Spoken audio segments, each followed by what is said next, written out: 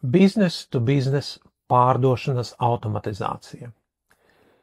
Mēs izmantojam informāciju par mūsu klientu, mēs palūdzam, lai mākslīgais intelekts noskreipo gan mājaslapu, gan sociālo tīklu, gan atsauksmes.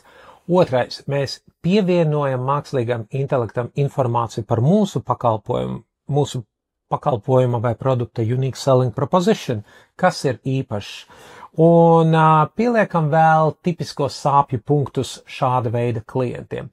To visu apvieno mākslīgais intelekts un ar automatizāciju, piemēram, izmantojot N8, mēs varam izveidot ķēdīti, ka klientam tiek nosūtīti vairāki pēc kārtas e-pasti ar viņam interesējošiem jautājumiem, viņam interesējošām atbildēm uz sāpju punktiem, vai arī mēs sagatavojam skriptu, lai pārdevējs runātu pareizus vārdus klientam.